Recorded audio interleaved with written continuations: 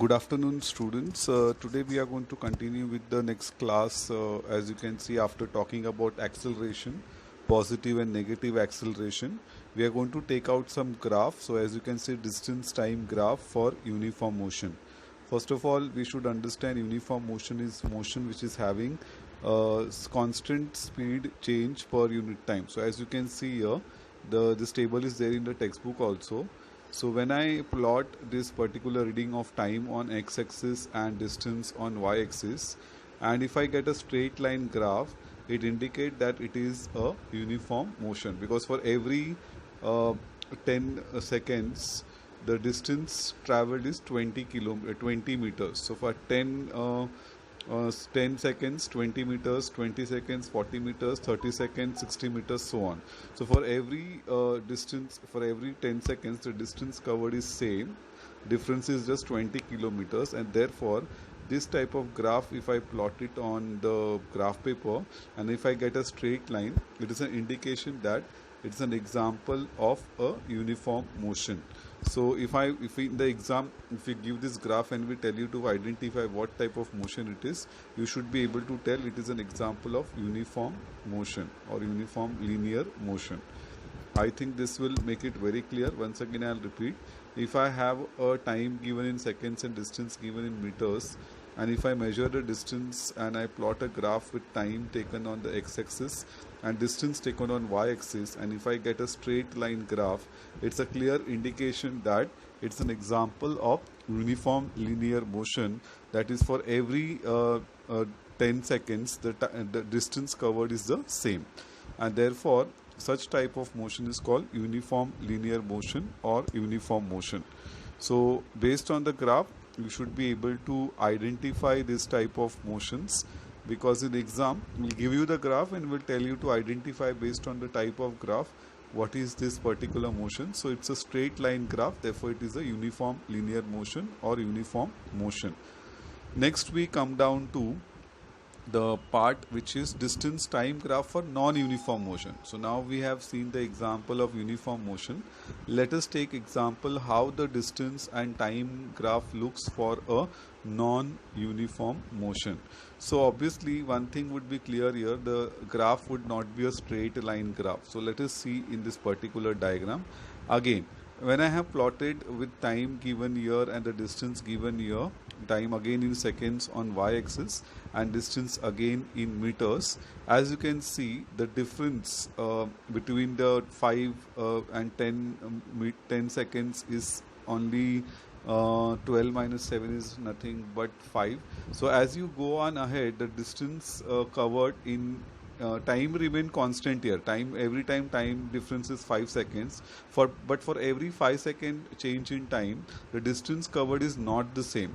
And therefore, if I plot this graph now, I am not going to get a straight line graph, but I am going to get a graph which is not in the straight line, as you can see in that particular diagram. So if in uniform motion, for every time interval the distance covered is same, I get a straight line graph. But in non-uniform motion, I do not get a straight line graph, and that is an indication of non-uniform motion. Next is velocity time graph of a uniform motion. Suppose a train is there and the train is traveling at a constant speed or constant velocity. For example, as you can see here, the train is moving with a speed of 16 kilometers per hour, and that is the speed that particular train is having. And suppose it keeps this distance for 5 hours. I will need to plot a graph and find out whether it is performing a uniform motion or a uniform acceleration. So again, we have taken a graph here, and as you can see in the graph, we have plotted the time in hours on the x-axis and velocity, that is kilometer per hour, on the y-axis.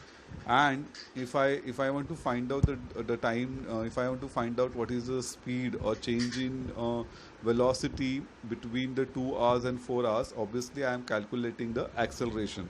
So in the graph, as you can see, at point A when the train was at 2 hours, and at point B when the train was at 4 hours. So the time 1 is t1 and time 2 is t2. So if I plot a velocity at 2 hours and if I plot a velocity at 4 hours, I will be able to calculate the acceleration of this particular what you can say vehicle or the train.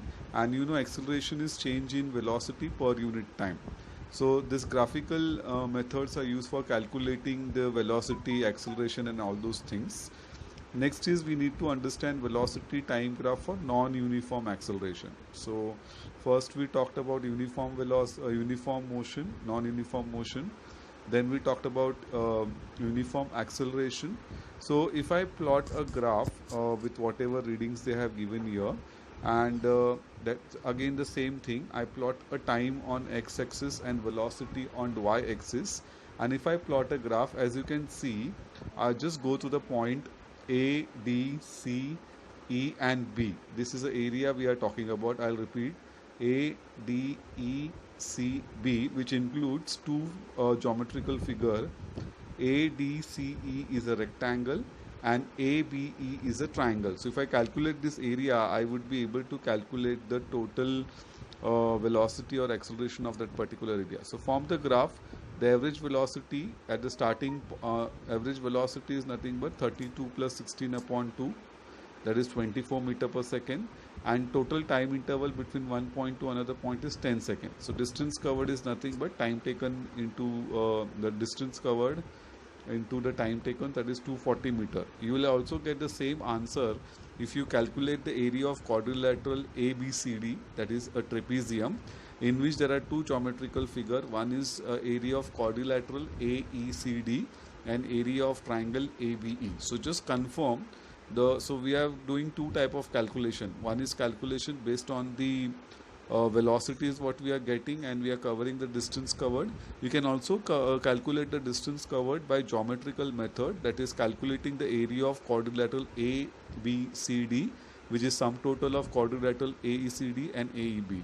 So I hope this makes the idea about the graphical methods we are using in the laws of motion, how these graphical methods are going to solve our problems in calculating velocity, acceleration, uniform acceleration and all those things. Please go through the video 2-3 times, and in case you have any doubts, please ask. And till the time we meet next time, I hope you will study well, stay home, stay safe, take care, keep learning, keep enjoying these sessions, because now we are coming to the end of the laws of motion in few